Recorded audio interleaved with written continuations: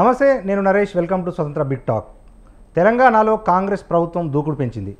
గత ప్రభుత్వ హయాంలో చేపట్టిన కార్యక్రమాల మీద దృష్టి సారిస్తోంది. పశుసంవర్ధక శాఖలో చోటు చేసుకున్న అక్రమాల మీద ఏసీబీ దర్యాప్తుకు ఆదేశించింది. పశుసంవర్ధక శాఖలో గోల్మాల్ చేయటం ఒక ఎత్తు అయితే, ప్రభుత్వం మారిన వెంటనే ఫైల్స్ మాయం చేయటం మరో కీలకాంశం. ఈ మొత్తం వ్యవహారం మీద గచ్చిబౌలిలో పోలీస్ కేసు నమోదైంది.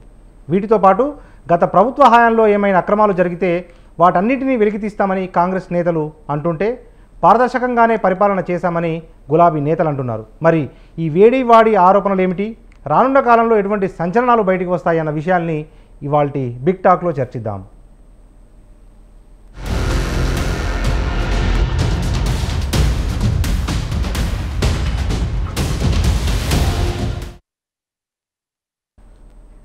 రైట్, మనతో పాటు డిబేట్లో పార్టిసిపేట్ చేస్తూ ఉన్నారు మాజీ మంత్రి, కాంగ్రెస్ సీనియర్ నాయకురాలు కొండ్రు పుష్పలీల గారు, వారితో పాటు ప్రముఖ రాజకీయ విశ్లేషకులు రామకృష్ణ గారు, బీజేపీ రాష్ట్ర నాయకులు పైల కృష్ణారెడ్డి గారు మన డిబేట్లో జాయిన్ అయ్యారు. అందరికీ వెల్కమ్ అండి. మొదట మనం కొండ్రు పుష్పలీల గారి దగ్గరికి వెళ్దాం. కొండ్రు పుష్పలీల గారు, నమస్తే అండి. పుష్పలీల గారు, వినిపిస్తున్న నా వాయిస్? మ్యూట్లో ఉన్నారు, నా వాయిస్ వినిపిస్తుందా అండి?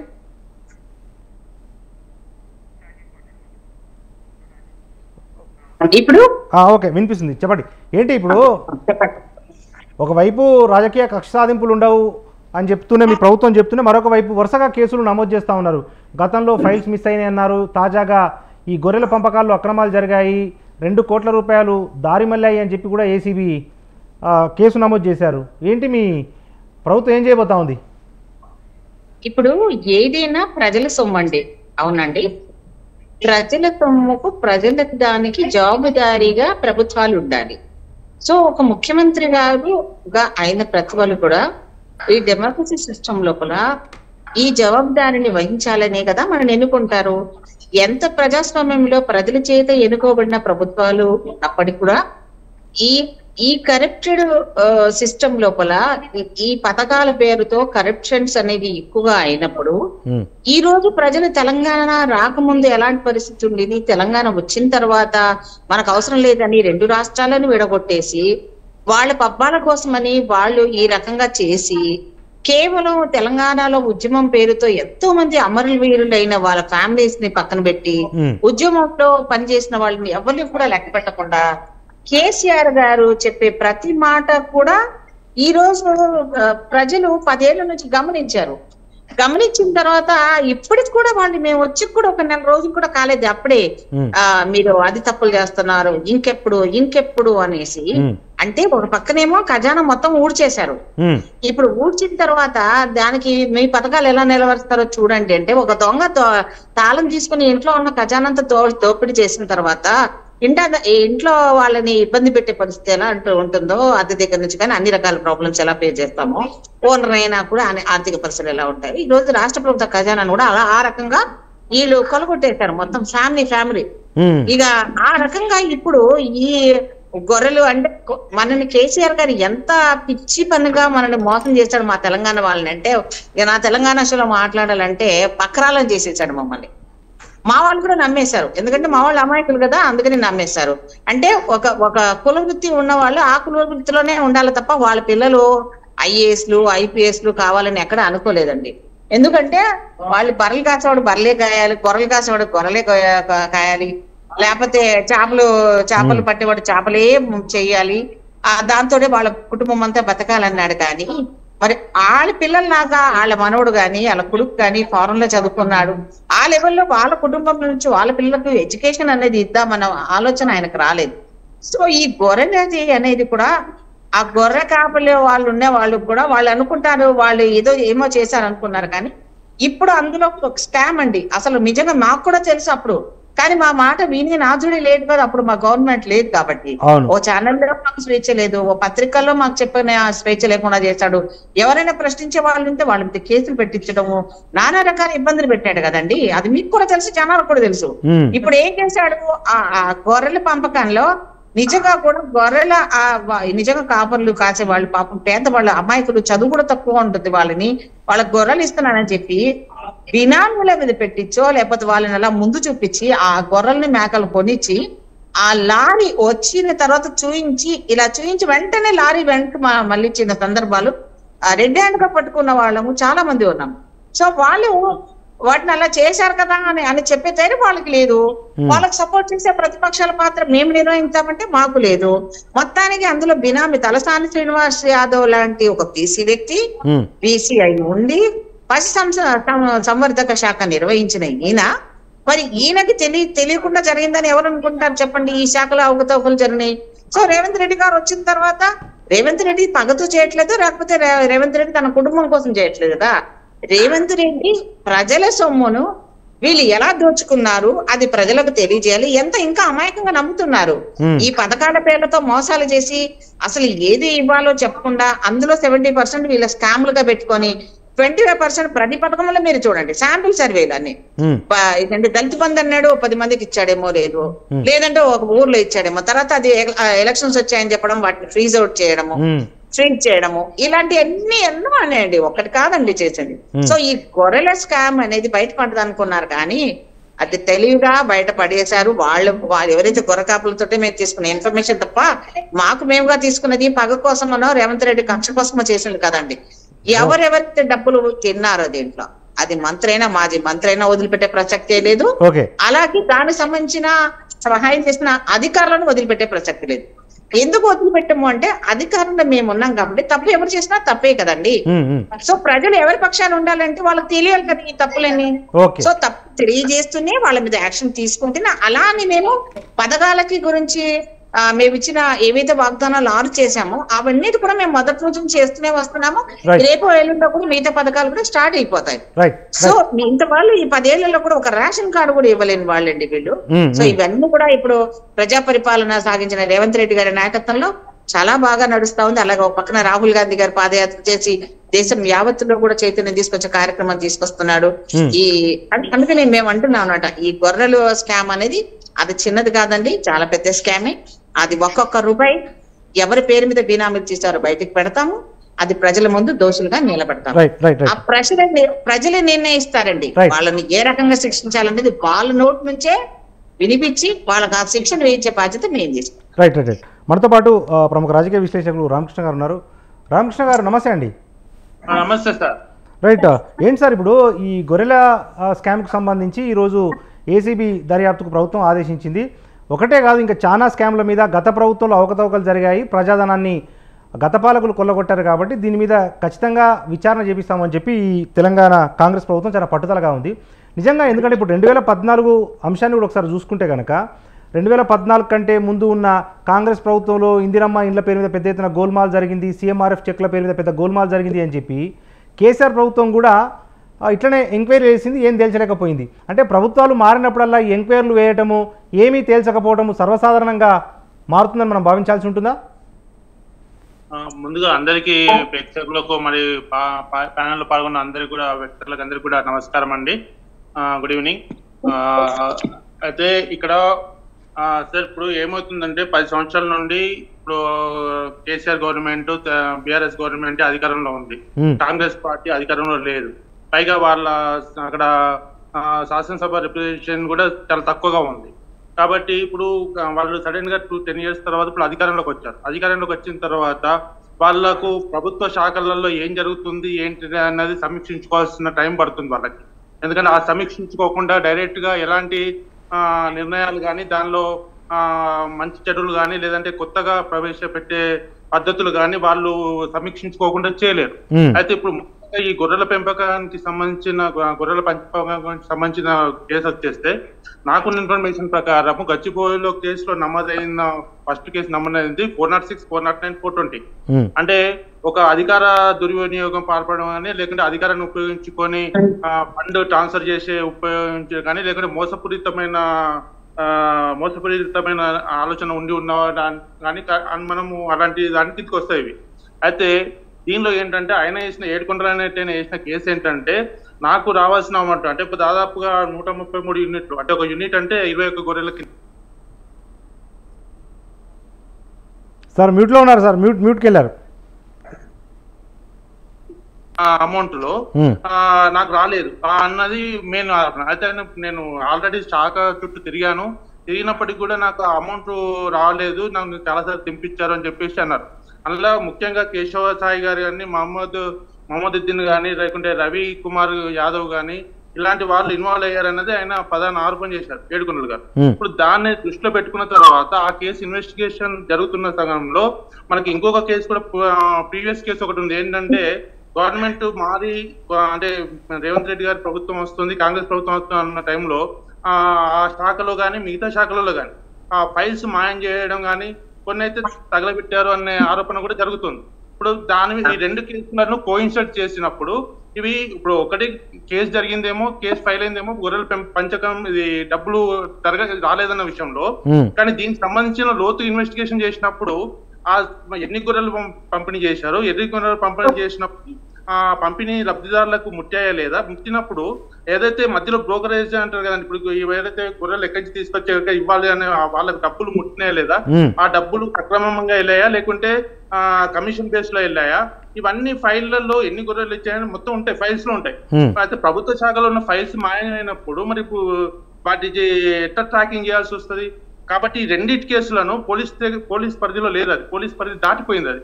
కాబట్టి దాన్ని ఏమంటే ఏసీబీకి ఇచ్చారు. ఏసీబీలో పూర్తి ఇన్వెస్టిగేషన్ జరిగిన తర్వాత దానిలో మొత్తం ఎంతవరకు అవినీతి జరిగింది, ఎంత అవినీతి జరిగితే వీళ్ళు అవినీతి అనే కన్నా ఇక్కడ ఏంటంటే ఒక ఫండ్ ట్రాన్స్ఫర్ అంటే ఆ లబ్ధిదారునికి ఇవ్వాల్సిన అమౌంట్ ను దారి మళ్లించారు. దారి మళ్ళీ ఇచ్చారు అన్నది మెయిన్ ప్రధాన ఆరోపణ. ఇప్పుడు దారి మళ్ళీ ఇచ్చిన తెలియాల్సిన అవసరం అయితే ఒకటి ఉంది. దానికి ఉద్దేశం పెట్టేసుకొని ఇప్పుడు జరుగుతున్నాయి. అయితే మనం ఒక ఆలోచించాలి. ఇప్పుడు గవర్నమెంట్ వచ్చిన తర్వాత ఇప్పుడు మేడం గారు చెప్పినట్టు ఇప్పుడు గొర్రెల ఆ పథకము స్కీమ్ మంచిది కాదని ఎవరు అనట్లేదు. దాని వల్ల లబ్ధిదారులు ఉన్నారు, నిజంగా సక్రమంగా అది కనుక చేరితే ఈ రోజు వాళ్ళు కూడా ఆ కమ్యూనిటీ కూడా డెవలప్ అయ్యేది. ఎందుకంటే ఈ రోజు కోటి పైన గొర్రెలు పెంచినట్టుగా చెప్తున్నారు వీళ్ళు. ఒక్కొక్క గొర్రెల మీద ఇన్సూరెన్స్ కూడా కేటాయించారు. ఇప్పుడు ఏంటంటే ఇంతకుముందు గొర్రెలు చనిపోతే పరిస్థితి కారణంగా ఉండేది, అంటే వాళ్ళు నష్టపోయేవాళ్ళు ఆ గొర్రెలు. ఇప్పుడు వాళ్ళకు దాని మీద 5,000 రూపాయల ఇన్సూరెన్స్ కూడా గవర్నమెంట్ చేసింది. అంటే ఇప్పుడు ఇవన్నీ కూడా ప్రతి దానికి ఒకదానికి ఒక లింక్ ఉంటుంది. అంటే ఇప్పుడు గొర్రెలు పంపించారు, దాని మీద ఇన్సూరెన్స్ చేసిన ట్రాక్ ఉంటుంది. ఇన్సూరెన్స్ ట్రాక్ చేసిన తర్వాత ఇప్పుడు ఎన్ని చేశారా లేదా అన్నది, ఎన్ని పంచారు అనేది ఒక ట్రాకింగ్ ఉంటుంది. అంతా ప్రభుత్వ మినిస్టర్ మేడం కు ఆల్రెడీ మినిస్టర్ చేశారు కాబట్టి మేడం కూడా తెలిసి ఉంటది. అంటే ఒక అంత ఆషామాషిగా వ్యవహారం జరిగే అంత అవకాశం అయితే ఉండదండి. కాకపోతే వాళ్ళకున్న ఇప్పుడు చూడండి, ఇప్పుడు అమౌంట్ అకౌంట్ లో నిల్లు ఉంది ఇది తెలంగాణ గవర్నమెంట్ దగ్గర. ఇప్పుడు దగ్గర ఉన్న ఆప్షన్స్ ఏంటంటే రేవంత్ రెడ్డి గారి దగ్గర గవర్నమెంట్ లో ఒక నిధులను ఇంకొక నిధులకు మళ్లించడం, ఇంకొక నిధులు ఇంకొక మళ్లించడం. ఫర్ ఎగ్జాంపుల్ రైతు బంధు వేయాల్సిన పథకాలు వేయాల్సిన జీతాలు ఇచ్చినట్టు, కానీ నిధులు ట్రాన్స్ఫర్ చేసే అధికారం మరి తీసుకుంటారా అది ఉన్నది మేడం కు తెలిసి ఉండాలి. అట్లాంటిది ఏమైనా జరిగి ఉంటుందని నేను అనుకుంటున్నాను.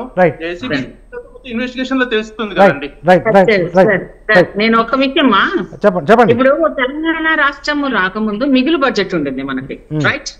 మిగులు బడ్జెట్ ఉన్నప్పుడు తెలంగాణ ఈ 2 సార్లు గెలిపించిన తర్వాత మిగులు బడ్జెట్ ఏమో గానీ అప్పుల పాలంగా మనం జరిగింది. సో అప్పులు ఎందుకు అయ్యాయి అంటే జనాలు అమాయకత్వంతో ఫ్రీగా కరెంట్ ఇస్తున్నాము, ఫ్రీగా అన్ని ఇస్తున్నాము, ఈ పథకాలు ఇచ్చేస్తున్నాము, తినండి పడుకోండి. ఇప్పుడు చూడండి లిక్కర్ స్కామ్ ఒకటి చూడండి.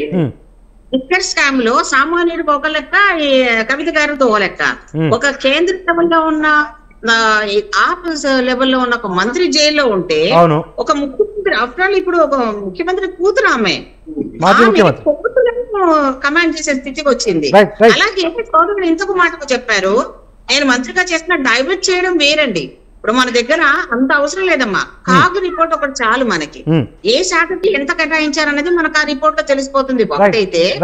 రెండోది వీళ్ళు ఈ డబ్బులు కేటాయింపు లోపల ఆ మంత్రి సంబంధించినంత వరకు ఎవరెవరికి ఇచ్చారు ఏదన్నది ఆ ఫైల్ అని మాయం చేస్తారు చూడండి.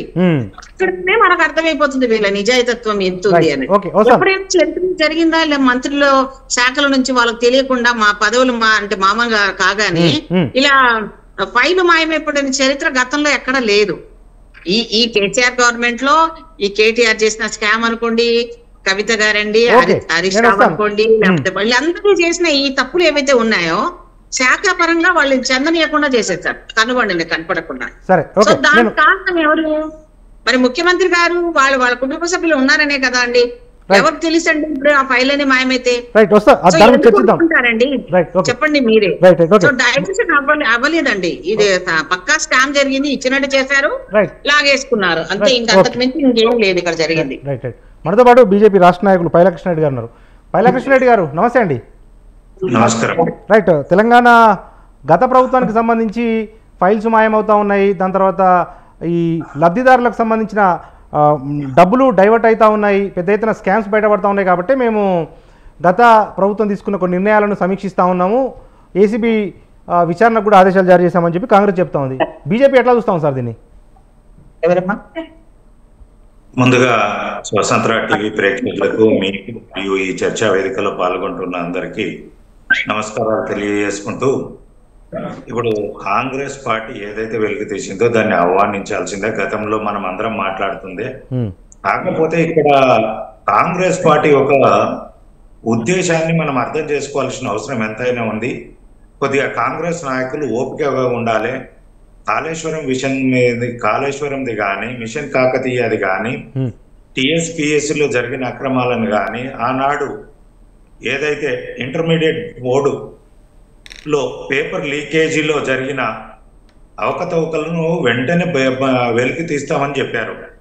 వాటి మీద లేకుండా తెలంగాణ ప్రజల ఆలోచనలు కానీ తెలంగాణ ప్రజలను పక్కతో పట్టిస్తున్నారు. కాళేశ్వరం విషయంలో ఇప్పుడు మాకొస్తున్న ఈ 2-3 రోజుల సమాచారము మీడియా వరకు చేరిందో లేదో కానీ, కాళేశ్వరం కట్టిన కాంట్రాక్టర్లు రేవంత్ రెడ్డి గారితో మిలాఖత్ అయ్యి వాటి మీద చర్చలను పక్కదారి పట్టించే విధంగా కార్యాచరణ జరుగుతుంది.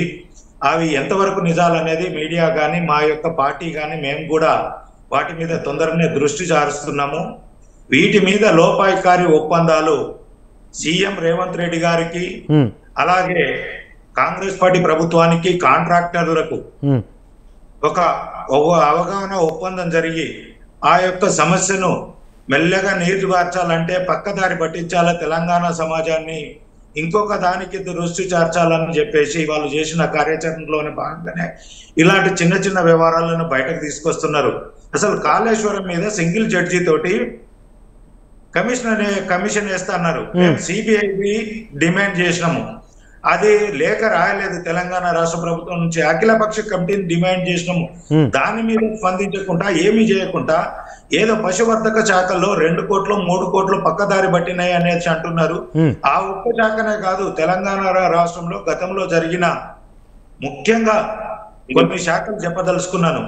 హరీష్ రావు గారి శాఖ మీద, కేసీఆర్ శాఖ మీద పూర్తి స్థాయిలో దర్యాప్తు జరగాలి. ప్రతి ఒక్క కేసీఆర్ గారు, కేటీఆర్ గారు చేసిన అవినీతి ఎక్కడుందంటే మీరు చూడండి. ఏ శాఖలో అత్యధిక నిధులుంటే ఆ శాఖను తీసుకుంటుండే. ఫస్ట్ పంచాయతీరాజ్ శాఖ, దాని తర్వాత గ్రామీణ శాఖ, దాని తర్వాత ఇరిగేషన్, దాని తర్వాత మైనింగ్, దాని తర్వాత ఐటీ. ఒక్క మినిస్టర్ మినిమం గా 6 శాఖల పోర్ట్ఫోలియోలు నిర్వహించిండు గత 10 సంవత్సరాల కాలంలో. ప్రతి శాఖలో ఆయన నేను వస్తాను. పుష్పలత గారు, అంటే ఇతర మంత్రులు లేకపోతే గతంలో మంత్రులు కానీ లేకపోతే చిన్న చిన్న, నేను ఒక మాట చెప్తాను మా బీజేపీ సోదరులు. రైట్ చెప్పండి పుష్పలత గారు. ఇప్పుడు వీళ్ళు రేవంత్ రెడ్డి గారి మీద మళ్ళీ అలిగేషన్ మొదలు పెట్టడం అనేది వాళ్ళు ఇచ్చిన స్కెచ్ వాళ్ళ మైండ్ గేమ్ ఆడుతుంది. జనాలకు తెలుసు. వీళ్ళు నిన్న మొన్నటి దాకా కేంద్ర మంత్రిగా ఉన్న కిషన్ రెడ్డి గారు ఏం చేశారు? అధికారంలో మోడీ ప్రధానమంత్రి ఉంటే ఏం చేశాడు? ఎప్పుడన్నా ప్రశ్నించాడా? ఎప్పుడైతే మేము కాంగ్రెస్ అధికారం వచ్చాడో మీరెందుకు విచారణ జరిపించమని అడగలేదు అప్పుడు అని ఇప్పుడు వీళ్ళు నటిస్తూ ఇప్పుడు మాట్లాడడం అనేది జనాలకు తెలిసి వీళ్ళు ఎలా ముగ్గురు కలిసి ఎలా పనిచేశారు. ఎందుకు అంటే ఒకటే ఉదాహరణ చెప్తా, వీళ్ళకి ఆన్సర్ లేదండి. నేను చెప్పిన దానికి ఎలా ఆన్సర్ లేదంటే, హైదరాబాద్ లో మీరు చూడండి గోషామహల్ అనే స్థానం ఉంది. రాజా సింగ్ గారు అక్కడ పోటీ చేశారు. ఆ స్థానంలో వీళ్ళు ఎందుకండి పోటీ పడలేదు? చెప్పమనండి, ఆన్సర్ చెప్పమనండి. ఎందుకు పోటీ పడలేదు అంటే వీళ్ళు ఎంఐఎం తో ఉన్నారు. ఏ ఎంఐఎం అయితే తిడతారో వీళ్ళు ఆ ఎంఐఎం కు ఇంటర్నల్ గా వీళ్ళు సపోర్ట్ చేశారు అనేది 100% వాస్తవం. అండ్ కేసీఆర్ కూతుర్ని అరెస్ట్ చేయకపోవడం అనేది ఇంకో పెద్ద అంశం. వాళ్ళు ఓడిపోవడానికి ఈ రెండు ప్రధాన కారణం. ఇప్పుడు ఇవన్నీ కూడా మేము కేంద్రంలో ఉన్న అసలు మీరు చేతగాని కేంద్ర ప్రభుత్వం అండి బాబు. నేను అంటున్నాను మోడీ రాని ఇంకెవరన్నా రాని భయపడేదే లేదు. ఎందుకు అంటున్నానంటే నువ్వు ఒక ప్రధానమంత్రి ఉండి ఎలక్షన్ల కోసం కక్కుర్తిపడి నువ్వు ఇక్కడ గెలవాలనుండి ఒక ప్రధానమంత్రి అయ్యి ఉండి నువ్వు ఇక్కడ టైం స్పెండ్ చేసి ప్రధానమంత్రి అన్ని రోజులుండి క్యాంపెయిన్ చేయడం అవసరమా? అప్పుడు గుర్తుకు రాలేదా? అప్పుడు చెప్తాడా వచ్చి నన్ను వచ్చి కేసీఆర్ అడిగాడు అన్ని రోజులు ఎక్కడున్నాడు మోడీ గారు, మరి అప్పుడు గుర్తుకు రాలేదా ఎంక్వైరీ వేయాలని? ఇప్పుడు మేము వచ్చి రాగానే మా మీద నిందలు వేయడానికి వీళ్ళు అంటున్నారు తెలంగాణ వాళ్ళు ఎలా కనపడుతున్నారు మీకు? రేవంత్ రెడ్డి గారిని ఎందుకు అలా మాట్లాడుతున్నారు మీరు ముగ్గురు దొంగలు, చైన్ లింక్ దొంగలు. మీరు ఈ డైరెక్ట్ గా లేకుండా ఇండైరెక్ట్ లింకులు పెట్టుకొని కేసీఆర్ ని ఎన్నడన్నా ప్రశ్నించారా మీరు ఈ స్కామ్ల మీద? కిషన్ రెడ్డి మాట్లాడా? మాకు తెలుసు రాజకీయంగా, నేను 22 ఏళ్ళు నా రాజకీయంలో చెప్తున్నాను. ఇదే కిషన్ రెడ్డి గారు పోటీ చేసిన ప్రతి స్థానంలో డమ్మీలో పెట్టుకుని ఎలా గెలిచాడో చెప్తాను. అలా ప్రతి ఒక్కరు చరిత్ర చెప్తాను. ఈ రోజు రేవంత్ రెడ్డి గారి గురించి మాట్లాడే అర్హత బీజేపీ పార్టీకి అసలు లేదండి. వీళ్ళకి ప్రజల సబ్జెక్ట్ ఎక్కడుందండి? ఎంతసేపు రామ జన్మభూమి, రామ మందిరము ఎవరైనా ఈ సబ్జెక్ట్ ఉన్నంత ప్రయారిటీ ప్రజల దాని మీద వీళ్ళు కాన్సన్ట్రేషన్ చేశారా? పుష్పలే గారు ఇదంతా ఓకే కానీ ఇప్పుడు అధికారం రాకముందుకు 1,00,000 కోట్ల కాళేశ్వరం అన్నారు, సిట్టింగ్ జడ్జితో విచారణ అని చెప్పారు. దాని మీద వేగం పెంచకుండా ఈ తలసాని శ్రీనివాస్ యాదవ్ గారో లేకపోతే గొర్రెల పంపకం 2 కోట్ల రూపాయలు దొరికినాయని చెప్పి దాని మీదనే కాంగ్రెస్ పార్టీ ఉన్నంత శ్రద్ధ కేసీఆర్ కుటుంబం మీద కానీ కేసీఆర్, కేటీఆర్, హరీష్ రావుల గతంలో నిర్వహించిన శాఖల మీద కానీ ఎందుకు విచారణ చేపట్టలేదు అనేది ఒక ప్రధాన ప్రశ్న. జనాలకి ఏం తెలియలేదు అనుకుంటున్నారా? రాజకీయం తెలియదు అనుకుంటున్నారా వీళ్ళు? అసలు నాకు అర్థం కాదు. వీళ్ళు కేంద్రంలో ప్రధానమంత్రి కదా, మరి కేంద్ర ప్రభుత్వంలో ఉన్నవాడికి ఆ ఎంక్వైరీ వీళ్ళ మంత్రులు కానీ వీళ్ళ పార్టీ కానీ ఎట్లాగో ముఖ్యమంత్రులు కాలేకపోయారు వీళ్ళు. మరి ప్రధానమంత్రికి ఆయన అయ్యాడు కానీ ఇక్కడ ముఖ్యమంత్రి లేరు, ముఖ్యమంత్రి క్యాండిడేట్ డిక్లేర్ చేయలేరు. కొత్త రాగాలు తీయడం వీళ్ళకి అలవాటు. ఆ రాగాల్లో ఒకటి బీసీ కౌంటింగ్ చేస్తాను, వాళ్ళ జనాభా ప్రాతిపదికన బీసీ రాగాలు తీశారు. రెండవది అయోధ్య ఇష్యూ అన్ని వదిలేశారు. ఇప్పుడు అయోధ్య కంట ట్రస్టీ వాళ్ళ ఇన్విటేషన్ ఒక ప్రధానమంత్రి వెళ్ళేసి ఇన్విటేషన్లు ఇస్తారండి. ఏమన్నా ఉందండి? ఇప్పుడు మనకు గుడి కావాలా, బడి కావాలంటే నేనైతే బడి కావాలని అంటాను. అలాగే ఒక ప్రధానమంత్రికి రాముడు వచ్చి కట్టమన్నాడా, ఏం కట్టాడా, రాముడు ఆ గుడికి రాకపోతే అని ఆయుష్ను వీళ్ళు చేయలేదా? మరి ఇప్పుడు మా ఎన్డీఏ గ్రూప్ ని కానీ మా కాంగ్రెస్ పార్టీని కానీ మా రాహుల్ గాంధీ గురించి మాట్లాడట్లేదా వీళ్ళు? వీళ్ళు చేతకాని రాజకీయాలు చేసి మమ్మల్ని అంటే ఎలాగండి? మేం దేవుడి స్థానంలో పెడతాం. మిమ్మల్ని ఎన్నుకున్న ప్రజాస్వామ్య పద్ధతిలో మేము అడగాల్సిన సమస్యకి ఇప్పుడు మేము అధికారంలో వచ్చాము, మేము ఎంక్వైరీలు చేస్తాము. మీరు అదెందుకు పెట్టకూడదు? ఇదెందుకు అధికారంలో లేనప్పుడు మేడం అంటే అధికారంలో లేనప్పుడు గొర్రెలను డైవర్ట్ చేయడం కోసం రేవంత్ రెడ్డి గొర్రెలు కోసుకొని తినమన్నాడా? వాళ్ళలాగా వాళ్ళ కిషన్ రెడ్డి గారు లాగా, లేకపోతే దాన్ని ఇంపార్టెంట్ అన్నాడా? పోలవరంలో మీ కేంద్ర మంత్రులు వచ్చి మెచ్చుకున్నారు, లేకపోతే మీరు వచ్చి ఇక్కడికి వచ్చి కూడా ఇక్కడ ప్రాజెక్టులని మెచ్చుకున్న మీ కేంద్ర మంత్రులను అడగమనండి. అప్పుడు వాళ్ళకి తెలియలేదా? వాళ్ళు మంత్రులు చేశారుగా కేంద్ర మంత్రులు, వాళ్ళు ఎలా మెచ్చుకుంటారు? వచ్చి కేంద్ర రాష్ట్రంలో ఉన్న వాళ్ళని ఎలా మెచ్చుకుంటారండి? వీళ్ళు మెచ్చుకుంటారంటే వీళ్ళంటే అడగలేదు అందుకని అడుగుతారా? ఎలా కనపడుతున్నాం మేము? అంటే పుష్పలీల గారు అధికారంలోకి రాకముందేమో మీరు సిబిఐ విచారణ డిమాండ్ చేశారు. తీరు అధికారంలోకి వచ్చిన తర్వాత కేంద్రానికి సిబిఐ విచారణ ఒక లేఖ రాస్తే సిబిఐ విచారణ చేపడుతుంది కదా అనేది ఒక వాళ్ళ వీళ్ళు మమ్మల్ని డిసైడ్ చేసి మనం చెప్పేవాళ్ళు ఎవరు? ముఖ్యమంత్రి ఇలా చేయండి, ఇది ముందు చేయమనండి, ఇది చేయమని చెప్పడం అది కాదండి. మీరు ఎన్ని స్కామ్లు చేశారు? ఇప్పుడు ఇంటర్మీడియట్ పిల్లల దగ్గర నుంచి ఆ బోర్డుల ఏపీఎస్సి దాంట్లో సంబంధించిన స్కామ్ల గురించి, విద్యా విధానంలో గురించి ఎన్ని స్కామ్లు చేశారు? ఎంత మంది బిడ్డలు చనిపోయినారండి ఆత్మహత్య చేస్తే? అదని పక్కన పెట్టేసి ఇది అడగమంటారు వీళ్ళు. నిరుద్యోగ సమస్యకు పరిష్కారం ఇది గొర్రెలేదు కదా, డబ్బులు పోలేదా మనవి? ఇది కూడా ఒక అంశమే కదండి. ఓకే రైట్ రామకృష్ణ గారు ఏం చెప్తారు సార్? అంటే ఇప్పుడు మీరు అన్నట్టుగా డబ్బులు ఏమి ఇతర పథకాలకు మళ్లించలేదు గత ప్రభుత్వము, స్కామ్ జరిగింది, ఫైల్స్ మిస్ అయ్యాయి కాబట్టి మాకు అనుమానాలు పెరిగాయి, దానివల్లనే విచారణ చేస్తా ఉన్నాం తప్ప ఎటువంటి రాజకీయ కక్ష లేదు, అది ఒక్కదాంతో పరిమితం కాదు, భవిష్యత్తులో కాళేశ్వరం మీద కానీ లేకపోతే ఇతరత్ర అంశాల మీద కానీ ఖచ్చితంగా న్యాయ విచారణ చేపడతాము, దర్యాప్తు చేపడతామని చెప్పి కాంగ్రెస్ నేతలు చెప్తా ఉన్నారు. ఇది ఏ ధరికి చేరుతుంది ఈ విచారణలు? చెప్పినాను. ఇప్పుడు మీరు ఒక విషయం ఆలోచించాలి. ఈరోజు శాసన మండలిలో రేవంత్ రెడ్డి గారు ఏదైతే విచారణకు ఆదేశం ఏదైతే స్కామ్లు జరిగాయనుకుంటున్నారో, ఏదైతే శాఖలో అవినీతి జరిగింది అనుకుంటున్నారో వాటన్నిటి మీద సిట్టింగ్ జడ్జిలతోటే ఎంక్వైరీ చేపిస్తాము మేము అని చెప్పి ఆయనే మాట ఇచ్చారు. అక్కడ మనమేమి కొత్తగా వేరే డిమాండ్ చేయాల్సిన అవసరం లేదు. ఆయన కూడా ఆటోమేటిక్ ఆమెని ఆల్రెడీ శాసన మండలిలో శాసన సభలో ఆయన నోటితో చెప్పాడు. కాబట్టి ఆ విచారణకు మిగతా పక్షాలు కూడా అంగీకరించాయి. దాన్ని ఎప్పుడు చేస్తారన్న అన్నదే అడుగుతున్నారు. ఇంకొకటి ఎప్పుడైతే ఏదైతే ఇప్పుడు మేము కూడా ఫస్ట్ నుండి కూడా ప్రతిపక్షాలు అన్నది ఇప్పుడు అన్నది కూడా ఏంటంటే కొంచెం ప్రభుత్వం కొత్తగా వచ్చింది కాబట్టి కొంత టైం ఇచ్చిన తర్వాత వాళ్ళను ఏదైతే వాళ్ళు ఈ పథకాలతో పాటు ఈ ఇప్పుడు ఏదైతే ఎంక్వైరీలు ఈ ఇన్వెస్టిగేషన్లతో పాటు వాళ్ళు ఇచ్చిన హామీల మీద దృష్టి సారించండి, నెక్స్ట్ వాటి మీద కూడా మేము మళ్ళీ గొంతెత్తుతామనే విధంగా మాట్లాడుతున్నారు ఇప్పుడు ప్రతిపక్షాలు కూడా. ఈ రోజు కాంగ్రెస్ బీజేపీని వీళ్ళు టార్గెట్ చేయాల్సిన అవసరం లేదు. కాంగ్రెస్ పార్టీ వాళ్ళు కూడా టీఆర్ఎస్ పార్టీ మీద కొట్లాడిందే, ప్రభుత్వం మీద కొట్లాడిందే పథకాలే, అవి ఎప్పుడు చేస్తారని చెప్పి ఇప్పుడు మీ ప్రతిపక్షానికి సహకారంగా మీతో పాటు కలిసి పోటీ చేస్తామంటున్నాం. మీతో కలిసి గత ప్రభుత్వం మీద జరిగిన ఆరోపణల మీద ఎంక్వైరీ చేయండి, విచారణ చేయమని అడుగుతున్నారు. వాళ్ళని ఎందుకు అట్లా మీరు పక్కకు చూడాల్సిన అవసరం ఏం లేదు. ఎందుకంటే ఈ రోజు ఏ ప్రతిపక్షాలైనా అధికార పక్షాలైనా ఒక ప్రభుత్వంలో జరిగిన దాని మీద మిగతా ప్రతిపక్షాలు కలిసి పోటీ చేయడం అనేది ఉంటుంది. ఇప్పుడు మేడం గారు చెప్పినట్టు అక్కడ గోషమ్మ వల్ల బీజేపీ పోటీ చేసిందా చేయలేదా అనేది పక్కన పెట్టినది పార్టీకి సంబంధించిన వ్యవహారం. ఇప్పుడు మళ్ళీ లోతుగా వెళ్ళిపోతే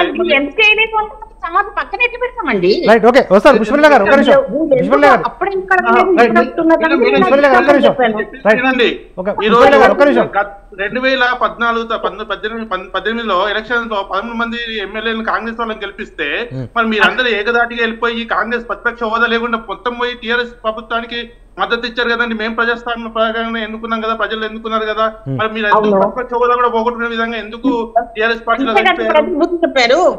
మేము చెప్పింది మేము ఫైట్ చేసాం కదా, దాని మీద ఫైట్ చేసి మేము విన్ అయ్యాం కదా, పోయిన వాళ్ళంతా ఓడిపోయారు కదా, జనాలకు చెప్పారు కదా దాని తీర్పు.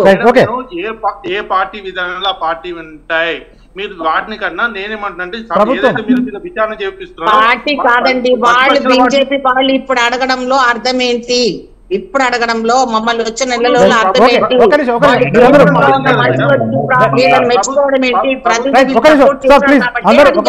టీఆర్ఎస్ ప్రతినిధి కూడా మనకు లైవ్ లో అందుబాటులో ఉన్నారు. ఒక్క నిమిషం సార్, రామకృష్ణ గారు, కర్ణి అరవింద్ గారు ఉన్నారు సార్. ఒక్క నిమిషం, బీఆర్ఎస్ రాష్ట్ర నాయకులు కర్ణి అరవింద్ గారు మనకు ఫోన్ లైన్ అందుబాటులో ఉన్నారు. కర్ణి అరవింద్ గారు, ఏంటి ఇప్పుడు గొర్రెల పంపకానికి సంబంధించి పెద్ద ఎత్తున డబ్బులు దారిమల్లాయి, గతంలో అవినీతి జరిగింది అని చెప్పి ఏసీబీ దర్యాప్తుకు కూడా ప్రభుత్వం ఆదేశించింది. బీఆర్ఎస్ ఎట్లా స్పందిస్తుంది దీనికి సంబంధించి? ముందుగా మీకు ప్యానెల్లో ఉన్నటువంటి పెద్దలందరూ కూడా మనసు నిండా దండాలి సార్, నమస్కారాలు. మొన్న ఏదైతే డిసెంబర్ నెలలో దారి మల్లినయ్యి అనేటువంటి దానికి సంబంధించి గచ్చిబౌలి పోలీస్ స్టేషన్ లో ఫిర్యాదుదారుడు దాని మీద కేసులు నమోదైనటువంటి పరిస్థితి ఉంది సార్.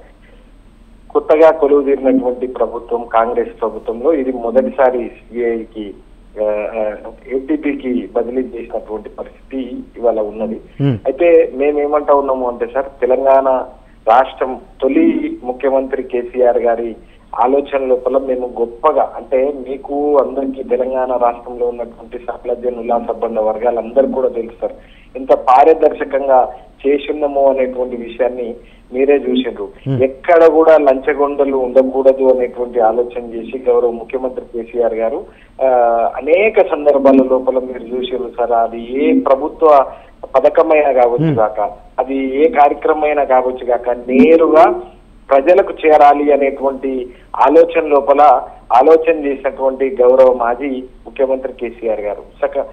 సరే, కొత్తగా కొలువు తీరినటువంటి ఈ ప్రభుత్వాన్ని సరిగ్గా నెల రోజులు అయిపోయి వస్తా ఉన్నది. నెల రోజులు దాదాపు 40 రోజుల పైచలు జరుగుతా ఉన్నది.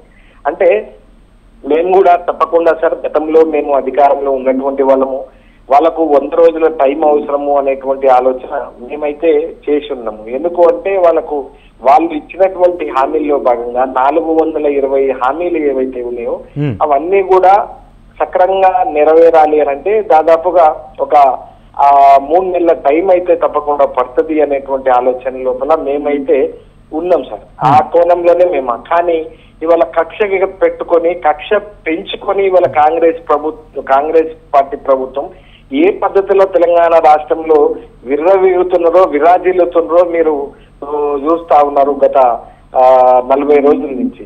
సరే సార్, సరే ప్రభుత్వ పథకము అని అనుకుందాం, అక్కడ ఎక్కడైనా లోటుపాట్లు ఎక్కడైనా జరిగి ఉంటే గనక అక్కడ ఉన్నటువంటి వాళ్ళని మేము గతంలో కూడా కాళేశ్వరం ప్రాజెక్టు పైన 1,00,000 కోట్ల రూపాయల అవినీతి జరిగింది అని మాట్లాడినటువంటి ఈ ప్రభుత్వం దానికి అయినటువంటి ఖర్చు వాళ్ళ శ్వేతపత్రంలోనే అసెంబ్లీలో వాళ్ళే మాట్లాడినరు.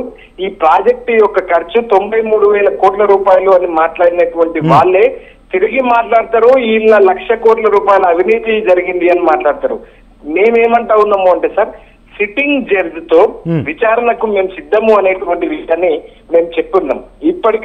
ఎప్పటికైనా తప్పకుండా ఈ రాష్ట్రంలో అక్కడ ఉన్నటువంటి కాళేశ్వరం ప్రాజెక్టు ద్వారా లబ్ధి పొందినటువంటి అనేక మంది లబ్ధిదారులందరికీ అక్కడ ఉన్నటువంటి పరిస్థితి ఏంటి, దాదాపుగా సార్ ఉమ్మడి నల్గొండ జిల్లాలోని సూర్యాపేట, తుంగతుర్తి, కోదాడ వరకు ఈ నీళ్లు వచ్చేటువంటి అవకాశం ఉంది. దానిపైన కూడా రకరకాల మాటలు మాట్లాడినారు.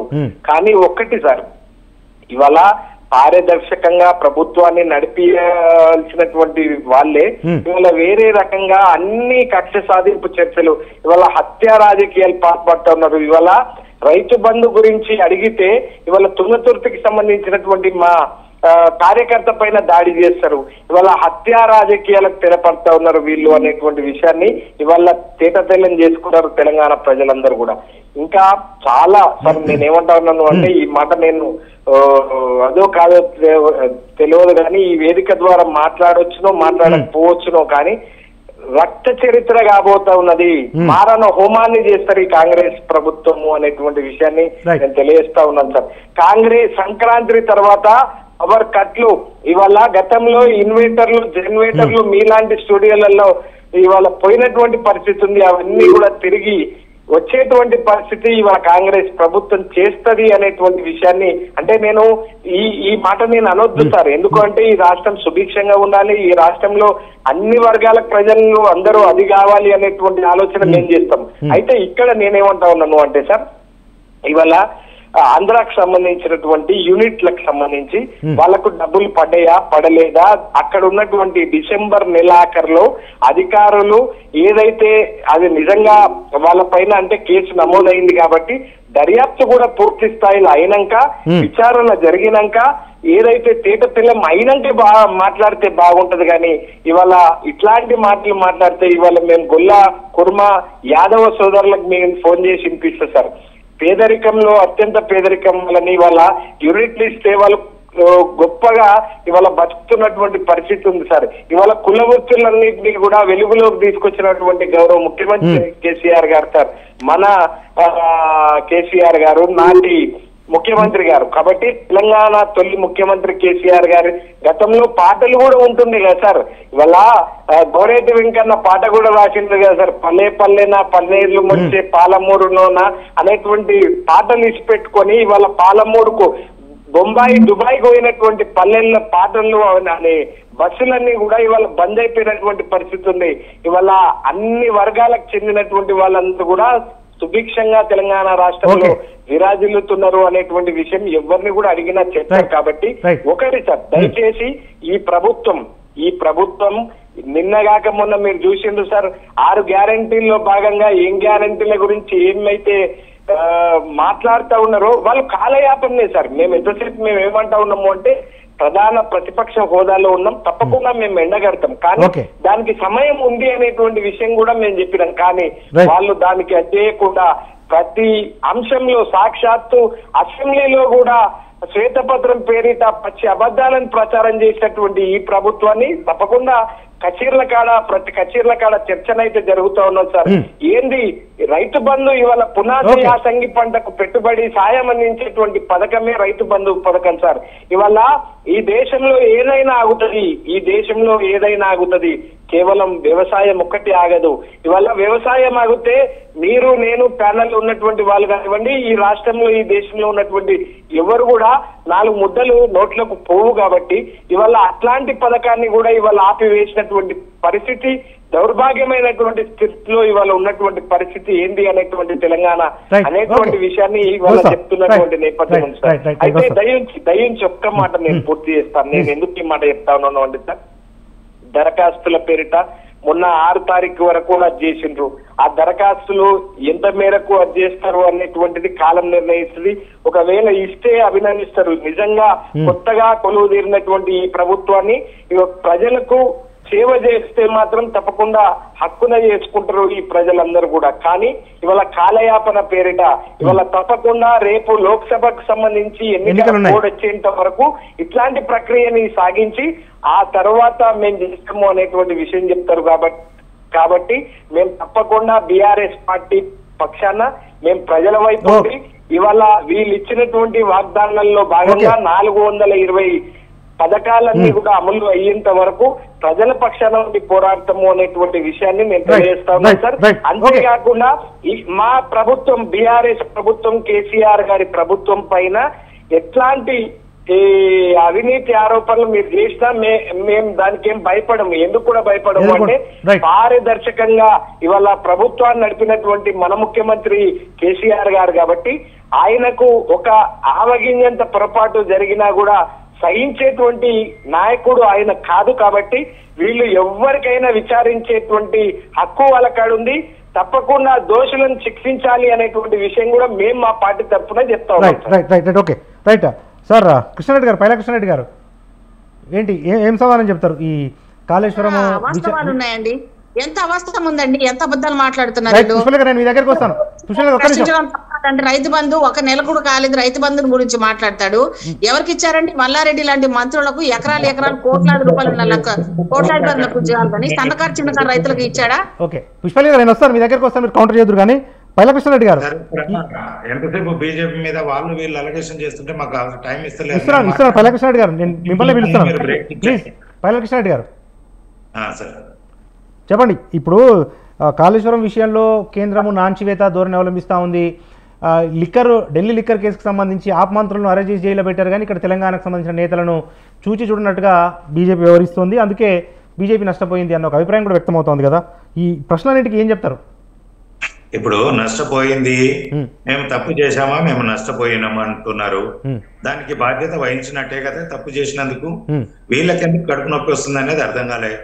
రెండో అంశము, మంత్రులందరూ పోయి కాళేశ్వరం ప్రాజెక్టు మేడిగడ్డ ప్రాజెక్టు దగ్గర దాన్ని పరిశీలన చేసి వచ్చిన తర్వాత ప్రెస్ మీట్ పెట్టిన తర్వాత ఎంతో అడావుడి జరిగింది, ఏదో జరిగిపోతుంది, పూర్తి స్థాయిలో అక్కడ జరిగిన అవినీతిని వెలికి తీస్తున్నారు అనేది పెద్ద మొత్తంలో ప్రచారం జరిగింది. దాని తర్వాత కాళేశ్వరము కట్టిన కాంట్రాక్టర్స్, అలాగే మేడిగడ్డ ప్రాజెక్టు కట్టిన కాంట్రాక్టర్స్ సీఎం రేవంత్ రెడ్డి గారిని కొంతమంది మంత్రులను కలిసిన తర్వాత ఆ యొక్క చర్చ నిర్వీర్యం అవుతుంది. దాని మీద చర్చ లేదు. దాని మీద ఎలాంటి ప్రభుత్వం నుంచి ఎలాంటి ప్రకటనలు లేవు.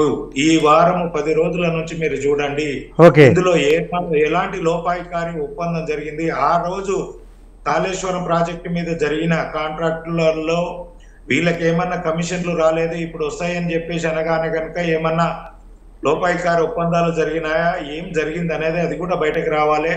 ఏదైతే గత ప్రభుత్వము అవినీతి చేసిన దాని మీద విచారణ అంటున్నాము, ఇప్పుడు కూడా ప్రభుత్వంతో చర్చలు జరిగినాయి అంటున్నారు. మరి ఎలాంటి చర్చలు జరిగినాయి, వాటి మీద కూడా ఒక విచారణ జరగాలి. ప్రభుత్వం దీనిపైన ముందుగా బయటకు వచ్చేసి స్పందించాలి. కాంట్రాక్టర్లను శిక్షిస్తాము, మాతోటి ఎవరు కలవరేరు అనేది వారు బహిరంగ ప్రకటన చేసే అంత దమ్ము ఈ ప్రభుత్వానికి ఉన్నదా, కలిసిన మాట వాస్తవం కాదా, దాని వెనకాల లోపాయికారి ఒప్పందాలు జరిగినాయా లేదా, వస్తాను పుష్ప గారు, నేను దగ్గరకు వస్తాను. పుష్ప గారు నెక్స్ట్ మీదే అండి మాట్లాడినంతసేపు మేము ఓకే అదే గురించి మాట్లాడినప్పుడు నేను ఒక్క మాట మాట్లాడలేదు. మీరు ఉంటే నోట్ చేసుకోండి, నాకు కౌంటర్ చేయండి. ఓకే ప్లీజ్ కృష్ణారెడ్డి గారు చెప్పండి. అంతే మధ్యలో ఇంటరప్ట్ చేయకండి. వీటి మీద ఓ విచారణ జరగాలి.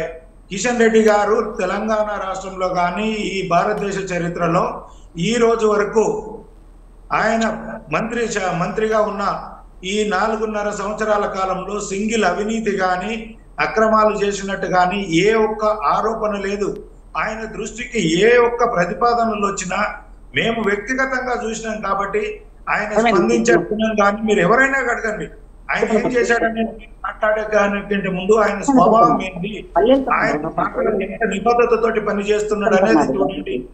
ఈ ప్రభుత్వం వచ్చి నెల రోజులు కాదు వారి మీద అవినీతి ఆరోపణలు వస్తున్నాయి. ఒక్కొక్క కాంట్రాక్టర్ పాత కాంట్రాక్టర్లను బెదిరిస్తున్నారు అనేది ఆరోపణలు బయట, వాటి మీద మీరు స్పందించాల్సినది ఉంది. ఇప్పుడే మీరు ఇంత ప్రభుత్వం ఇంత ఇబ్బంది పడితే మరి ప్రభుత్వం ఎలా నడపగలుగుతారు, తెలంగాణలో ప్రజాస్వామ్యం ఎలా ప్రబలిల్లుతుంది అనేది కాంగ్రెస్ పార్టీ నాయకులు చెప్పాలి. ఎంతసేపు మేము దబాయిస్తామనేది కాదు, మీరు ఏం చేయదలుచుకున్నారు చెప్పండి. మీరు ప్రతిపక్షాల నుంచి వచ్చిన ఆరోపణల మీద మేము అవి నిజము మీ ఆరోపణలే అవి నిజాలు కావని నిరూపించే విధంగా మీరు ప్రవర్తన ఉండాలి. కానీ మీరేం చేశారు, ఎదురు ప్రశ్నించే విధంగా లేని తప్పును తీసుకొచ్చేసి మా దగ్గర అంటగట్టడం కాదు. కవిత ఇష్యూ మీద నష్టం జరిగిందంటున్నారు, అవి ప్రభుత్వ సంస్థలు దర్యాప్తులు చేస్తున్నాయి కాబట్టి వాటి మీద మేము స్పందించాల్సిన కోర్టులో ఉన్న వ్యవహారాలను ఎవరు కూడా ఇంటరప్ట్ కాలేరు.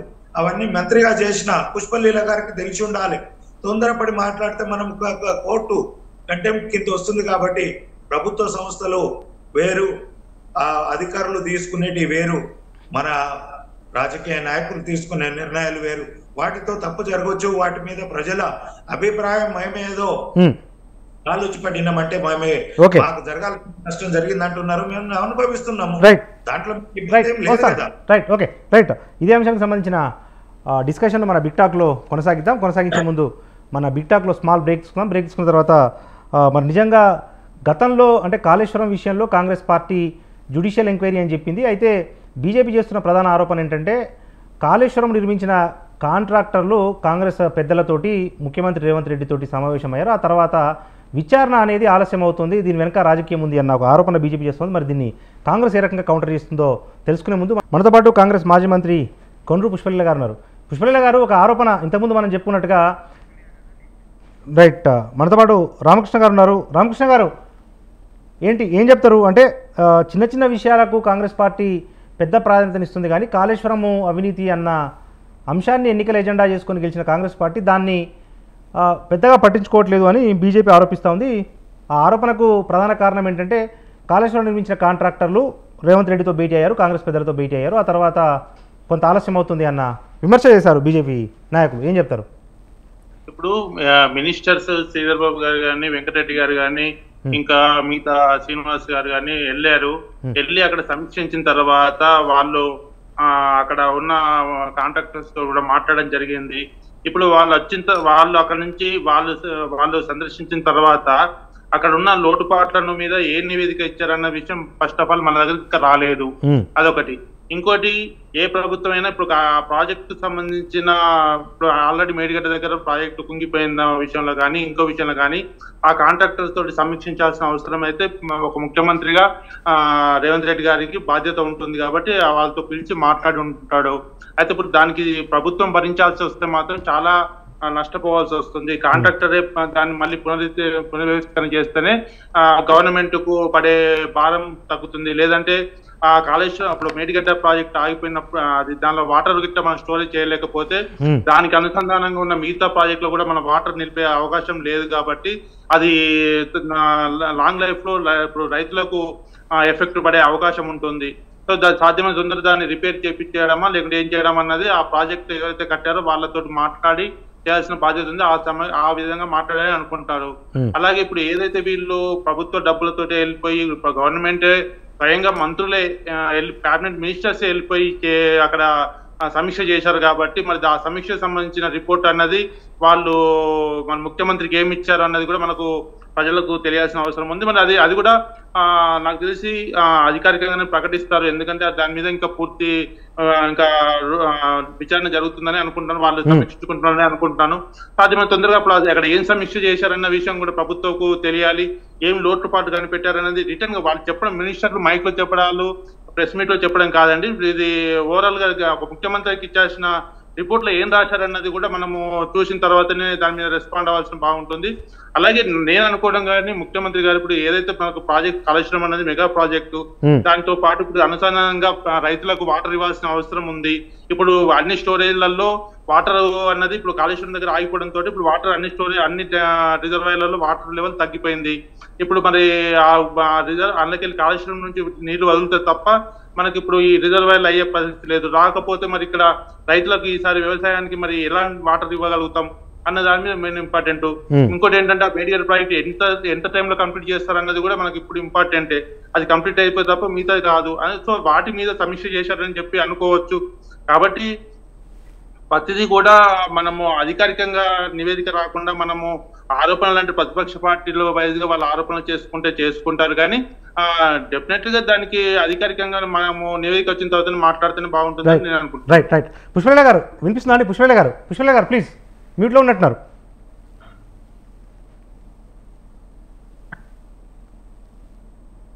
పుష్పలత గారు మ్యూట్లోనే ఉన్నారు.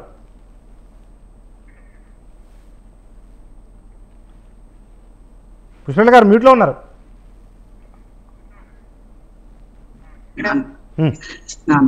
వినిపిస్తుంది. అయితే ఇప్పుడు నాకు డౌట్ ఏంటంటే ఎటు తిరిగి రేవంత్ రెడ్డి గారిని ఫోకస్ చేద్దామన్న ఇంట్రెస్ట్ తోటే వీళ్ళు మాట్లాడుతున్నారు. అదే నేను చెప్తున్నాను ఆగండి. సీఎం గారు మంత్రులే వెళ్ళారు విచారణ జరిపించమనడానికి కోసమని శ్వేతపత్రం విడుదల చేశారు. దానికి సంబంధించినంత వరకు ఎంక్వైరీ వేస్తాము అవకతవకల మీద అన్నారు. దానికి సంబంధించిన అధికారులను అఫీషియల్ గా పిలిపించారు. దొంగతనంగా లావాదేవీల కోసం ముఖ్యమంత్రి గారు ఏదో చేసినట్టు మీరు మాట్లాడడం అనేది నవ్వు వస్తుంది నాకు. ఎవరిని అంతెందుకండి, విద్యుత్ సౌదలో సంబంధించిన అంటే కరెంటుకు సంబంధించిన కేసీఆర్ చేసిన పెద్ద స్కామ్ దేశానికి ఆ కరెంటు విషయంలో ఉన్న ఆఫీసర్ గారు అధికారం రాగానే నేను రిజైన్ చేస్తాను అంటే ఆయనను వెళ్ళనివ్వకుండా ప్రభాకర్ గారిని రిజైన్ యాక్సెప్ట్ చేయకుండా పెట్టాము. ఎందుకు పెట్టాము? వాటి సంగతి తేల్చడానికి కోసమే. నువ్వు ఎలా చేస్తావు, ఏ తప్పులు చేస్తామో నీ పైన ఎంక్వైరీ వేస్తాము అవన్నీ చెప్పాలనే కదా. ఆయన ముఖ్యమంత్రి బంధువు అని అలా అని చెప్పి మేము వదిలేసామా? అంతేకాకుండా ఇప్పుడు వచ్చిన వాళ్ళందరికీ ముఖ్యమంత్రి హోదాలో వాళ్ళని పిలిపించి మీరు ఏం చేస్తారో అవన్నీ వాస్తవాలు నాకు ఇవ్వండి అనే విషయంలో ఆయన పిలిపించాడు. విచారణ విషయంలో ఆయన కలవడం అనేది కామన్. అది ఏదో ఇప్పుడు మళ్ళీ ఎందుకు కలిశారు? ఆయన కుమ్ముక్కైపోయాడు, అందులో ఏమైనా డబ్బులు తిన్నాడేమో అందుకని దాని గురించి మాట్లాడట్లేదు, ఆ సబ్జెక్ట్ తెలియట్లేదు అని మాట్లాడడం నవ్వు వస్తుంది. ఏదైనా ఒక సిస్టమ్ లోపల ఒక ఎంక్వైరీ వేయడం అనేది దానికి విచారణ పూర్తి లెవెల్లో వేసిన తర్వాత దానికి కొంత టైం టేకింగ్ ఉంటది. నువ్వు ఈ రోజే వేసేయండి, ఈ రోజే తేల్చేయండి అనే లెవెల్లో ఉండదండి. వీళ్ళు నిజంగా ఎక్కడెక్కడ నుంచి చేస్తారు, ఏ లెవెల్లో జరిగిందనేది ప్రతి దాని మీద చర్చించుకొని కేబినెట్ నిర్ణయం తీసుకొని ప్రజలకు అది ప్రెస్ మీట్ పెట్టి చెప్తారు. అప్పటి వరకు ఓపిక లేదా? ముఖ్యమంత్రిని కలిసేశారు, ఆయన కోట్లు ఇచ్చేశారు, అందుకనే విచారణ మాట్లాడారంటే నవ్వుతారండి. వీళ్ళకి రాజకీయం తెలుసా లేకపోతే అసలు సిస్టమ్ తెలుసా అని నవ్వుతారు ఎవరైనా. ముఖ్యమంత్రి గారి హోదా లోపల ప్రతి ఆఫీసర్ని పిలిపిస్తున్నాడు రేవంత్ రెడ్డి. అయితే ప్రతి ఆఫీసర్ని లంచం తీసుకోవడానికి అడుగుతున్నాడా?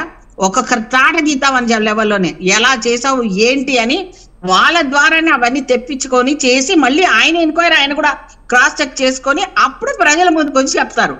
అంతేగాని ఆయన వచ్చి కలిశారు కాబట్టి వాళ్ళు ఏం మాట్లాడారో ప్రజలకు తెలియాలంటే మరి ఎవరు మెగా వాళ్ళు మరి ప్రాజెక్టులు ఎందుకు ఇచ్చాడు, వాళ్ళకే కాంట్రాక్ట్లు ఎన్ని ఇచ్చాడు, ఎన్ని డబ్బులు ఎన్ని తిన్నాడు, కేటీఆర్ ఎన్ని తిన్నాడు, కేసీఆర్ ఎన్ని తిన్నాడు, మరి ఈవిడ ఎన్ని స్కాములు చేసింది, ఇవన్నీ అడగొద్దా? ఇవన్నీ ఎందుకు అడగరు? ఓకే, జనాలను కన్ఫ్యూజ్ చేయడానికి రేవంత్ రెడ్డి గారు నెల కూడా రోజులు కూడా కాలేదు అప్పుడే ఇంత పెద్ద ప్రాజెక్ట్ తీసుకొచ్చి చిరుదారి పెడుతున్నారంటే అవి డబ్బులు కాదా? కుల వృత్తులు ప్రోత్సహించినాడు కాబట్టి ఆయన దేవుడా? మేకలు గొర్రెలు కాసుకుని గొర్రె కాపలుగా ఉండాలి, కుల వృత్తులు చెయ్యి. అంతేగాని నిరుద్యోగులకు ఇస్తే ఓ బర్రెన గొర్రెన కాసుకోమంటాడా? పిల్లలకు ఉద్యోగాలు నోటిఫికేషన్ లేవి, అందులో ఎన్ని స్కామ్లు చేశాడు, ఎంతమంది పిల్లలు ఆత్మహత్య చేసుకున్నారు మొన్న జరిగిన దాంట్లో, అది అడగకూడదా? విషయాన్ని వదిలిపెడదాం అనుకుంటున్నారా లేదా రేవంత్ రెడ్డికి ఇంకా అండగడదామని చూస్తున్నారా మీరు? ఇలాంటి వాళ్ళు ఎన్ని అరిచినా ప్రజలు నమ్మారు, అధికారం ఇచ్చారు, అధికారం హోదాలోనే రివ్యూలు జరుగుతాయి. ఎవరు ఐఏఎస్ అధికారి ఉండనియండి, మంత్రులు ఉండనియండి, ఆ హోదాలోనే పిలిపిస్తారు. అయిపోయింది పారిపోయాం కదంటే అమెరికాలో ఉన్నా సరే పిలిపించి వాళ్ళ మీద ఎంక్వైరీలు వేస్తాం. కళ్యాణ్ గారు ఏంటి ఇప్పుడు కాంగ్రెస్ పార్టీ తగ్గేదేలే అన్నట్టుగా మాట్లాడుతూ ఉంది, ఏంటి ఎదుర్కోవడానికి బీఆర్ఎస్ సిద్ధంగానే ఉందా? కరుణారవింద్ గారు ఉన్నాం. ఎందుకు ఆ స్టాండ్ పైన మేము ఉన్నాము అంటే సార్, ఎక్కడ కూడా అవినీతి చెయ్యలేనటువంటి ప్రభుత్వం. ఈ సువిశాల భారతదేశంలో స్వాతంత్ర 75 సంవత్సరాల నుంచి ఎవరు సార్ ఈ రాష్ట్రంలో ఉన్నటువంటి ప్రగతి గురించి ప్రస్తావించినటువంటి నేపథ్యం? ఇలాగా సరే గురించి అందరికీ ప్రతి అంశం పైన పరిశీలన చేసినటువంటి నేపథ్యం సార్. ఈ తెలంగాణ ఏం ఎడ్డి తెలంగాణ కాదు, ఈ తెలంగాణ ఏం గుడి తెలంగాణ కాదు సార్. వీరోచిత పోరాటం చేసినటువంటి వీరులంగా అన్నటువంటి గడ్డ సార్ ఈ గడ్డ, తెలంగాణ గడ్డ. కాబట్టి తప్పకుండా ఎవరేంది అనేటువంటి పర్సెప్షన్ తప్పకుండా ఉన్నది. కానీ నేను చెప్పొచ్చేటువంటి మాట ఏంటి అని అంటే సార్, ఇవాళ ప్రభుత్వం ఏర్పడినటువంటి 40-45 రోజులు అయిన తర్వాత ఇలా మేము తప్పకుండా మేము ఈ దాన్ని కూలుస్తాం, ఈ దాన్ని ఇక రకరకాలుగా సార్ మీరు చూస్తా ఉన్నారు. కానీ ఒకటి నిజం, ఇవాళ 24 గంటల కరెంట్ నిజం, ఇవాళ మన ముందున్నటువంటి మనం తాగుతున్నటువంటి నీళ్లు నిజం, మన భూమిలో పారుతున్నటువంటి నీళ్లు నిజం. ఇవాళ నిజం ఏంటి అని అంటే కేసీఆర్ గారి నాయకత్వం నిజం, బీఆర్ఎస్ పార్టీ ప్రభుత్వం నిజం. ఇవాళ సకల జనుల సబ్బండ వర్గాల అభివృద్ధి సంక్షేమం, అభివృద్ధి ధ్యేయంగా సంక్షేమమే లక్ష్యంగా పనిచేసాం సార్. మేము ఎక్కడ కూడా మేము అభివృద్ధిలో మేము వెనకకు చూసిపోలేదు. కానీ మీకు కూడా తెలుసు, మీరు సుదీర్ఘంగా జర్నలిజం లో మీకు అనుభవం ఉన్నది. 2014 కంటే ముందున్నటువంటి తెలంగాణ రాష్ట్రం ఏంది, 2014 తర్వాత ఇప్పటి వరకు ఈ రోజు 24లో ఉన్నటువంటి తెలంగాణ రాష్ట్రం ఏంది. మీరు బేరేజ్ వేసుకుంటే మీకు అర్థమవుతుంది. కానీ దయించి మేము ఎన్ని విచారణలకైనా మేము ఎట్లాంటి దానికైనా మేము సిద్ధం. ఎందుకు అంటే మేము ఆవగింజంతా కూడా తప్పు చెయ్యలేదు కాబట్టి ఎట్లాంటి వాటికైనా మేము దానికి అదైనాం. కానీ ఇవాళ క్షేత్ర స్థాయిలో చర్చ వేరున్నది. నిజంగా ముఖ్యమంత్రి కేసీఆర్ గారు లేరా, ఆయన ఓడిపోయినా అనేటువంటి బాధలో తెలంగాణ. అరవింద్ గారు రైట్, ఇది వాళ్ళ మన బిగ్ టాక్ లో పార్టిసిపేట్ చేసిన గెస్ట్లు మాజీ మంత్రి కాంగ్రెస్ సీనియర్ నాయకురాలు కొండ్రు పుష్పలీల గారికి, వారితో పాటు రాజకీయ విశ్లేషకులు రామకృష్ణ గారికి, బీజేపీ రాష్ట్ర నాయకులు పైల కృష్ణారెడ్డి గారికి, బీఆర్ఎస్ రాష్ట్ర నాయకులు కర్ణి అరవింద్ గారికి అందరికీ కూడా ధన్యవాదాలు. ఇది వాళ్ళ బిగ్ టాక్. చూస్తూనే ఉండండి స్వతంత్ర.